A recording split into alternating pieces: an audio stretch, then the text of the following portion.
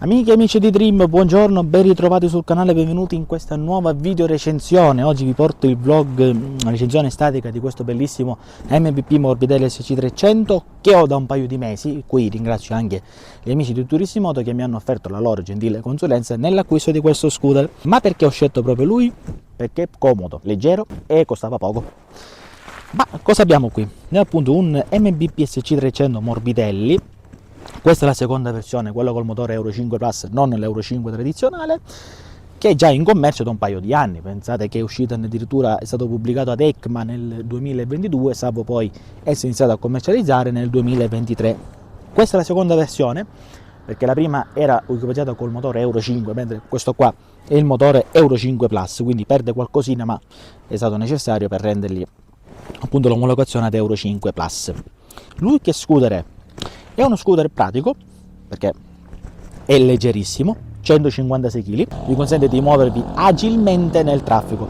La carrozzeria potrebbe ingannare, perché potrebbe sembrare che sia un qualsiasi 125 mid scooter commercializzato, ma sotto abbiamo un 300 cm3, che poi sono 278. Vabbè. È bello, è pratico, è comodo, è leggero, e quando si tratta di uno scooter che sia di cilindrata superiore al 125, cerco sempre di trovare quel compromesso tra rapporto peso-potenza.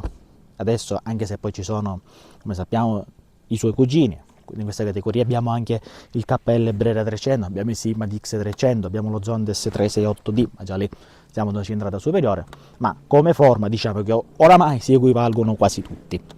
Lui fa parte della categoria Sport Urban Scooter GT, sono tutti così, con questa ormai pedana rialzata, vedete? Questa pedana prima era piatta, adesso abbiamo addirittura anche due posizioni dove potersi stendere i piedi, e questa carrozzeria non fa altro che aumentare i volumi, e quindi anche la sella di conseguenza è un po' più alta rispetto agli scooter a pedana piatta. Infatti la sella è ben 75 cm da terra. Comodo, perché comunque anche io che sono una persona bassa, 1,62 m, ci tocco tranquillamente. Nel traffico è molto divertente da guidare, questo ve lo ribadisco perché non è da tutti, e poi per essere uno scooter diciamo di questa categoria è anche molto completo di optional, e ne ripaga anche il prezzo, perché costa solamente 3.990 euro, e praticamente con 4.000 euro vi portate a casa uno scooter che ha tanti optional: schermo, manopole riscaldate, cerchi in lega, fanaleria full LED davanti e dietro, 4 frecce, TPMS, addirittura l'ABS, con 2 mappe di guida, in cui c'è anche una con il traction control disattivabile. Quindi cosa volete di peculiarità di questo scooter? Con pneumatico 110/70 all'anteriore e 130/70 al posteriore. L'unico difetto che ho provato, e per questo ho aspettato a fare la recensione dopo questi tanti mesi, perché l'unico finora difetto che ho trovato sono proprio i pneumatici, che sono completamente inadatti. Primo equipaggiamento ovviamente Timsun, ma sono inaffidabili. Se c'è una giornata di pioggia in curva rischiate di rimetterci. Vorrei partire da una cosa che non è scontata, dagli optional, perché con questo scooter con 3.990 euro avete un sacco di optional a disposizione. Il primo è una fanaleria full LED, cioè vi portate a casa uno scooter che ha una fanaleria full LED avanti, dietro, abbaglianti e non. Aspettate che accendo le abbaglianti. Abbiamo anche le 4 frecce, il sensore di pressione nelle pneumatici, perché ha anche il sensore di pressione pneumatici, bello il manubrio completo con tanti joystick, bottoni qua con cui potersi ammeggiare. Nel centro, partiamo dal centro perché troviamo il grande bocchettone dove c'è anche i pulsanti per l'apertura della sella e l'apertura della benzina. Voilà, serbatoio che è da 11,5 litri, poi andremo nei dettagli tecnici, e qui c'è tutto questo manopolone che fa accendere lo scooter. Ovviamente lo scooter è keyless, e qui troviamo un sacco di informazioni in questo display, tutte le icone a sinistra e sulla destra tra pressione, olio, batteria, temperatura e quant'altro, ed è un display abbastanza completo. Intanto è un TFT 5 pollici in cui abbiamo il controllo della batteria, il controllo pressione delle pneumatici, il tasto che c'è scritto off perché ci sono anche le manopole riscaldabili che troverete ai lati, che sono un optional impagabile durante l'inverno. Informazioni su Bluetooth, orario, temperatura esterna, vabbè, ormai quelle sono informazioni classiche, ABS perché è disponibile anche l'ABS di a 2 canali, e il controllo di trazione, perché questo scooter ha due mappe di guida, una con il controllo di trazione e l'altra col TCS disattivabile. Poi abbiamo velocità, contagiri, temperatura e odometro e livello della benzina. Quindi a questo prezzo vi portate già uno scooter completo, molto completo. Ora vorrei passare, prima di passare al motore, vorrei passare alla ciclistica.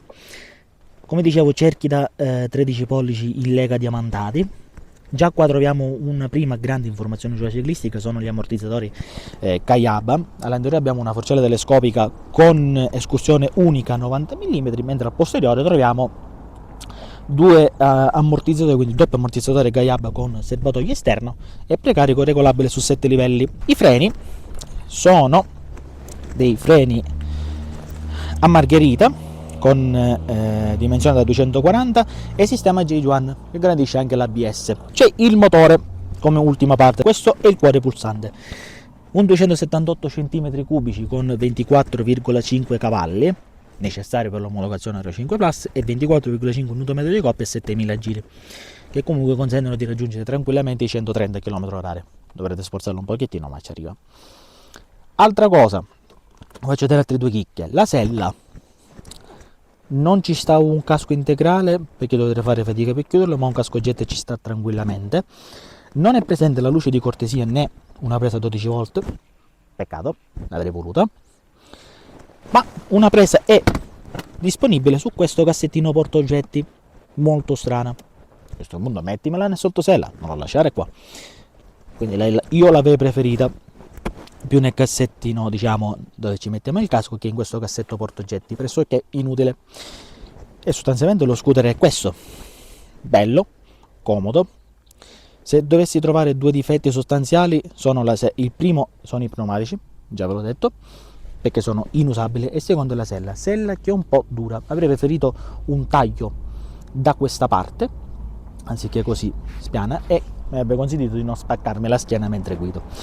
Però di per sé è un ottimo scooter, elegante, raffinato, la forma può piacere, può non piacere, ma è quella, e con 3.990 euro io ve lo consiglierei. Ho anche uno Zontes, un 368e, ma questo direi che fa la sua bella figura nel traffico. Già parliamo di scooter che passano i 200 kg, mentre lui pesa solo 156 kg, quindi non è un dato da dimenticare, ed è molto comodo. Il serbatoio è da 11,5 litri e con un pieno si dichiarano oltre 300 km, dato che non ho avuto modo di confermare, perché sono arrivato sempre a 280-290 km quando era proprio con la riserva fissa. Quindi che dire ragazzi, io vi saluto e vi rimando a una nuova recensione.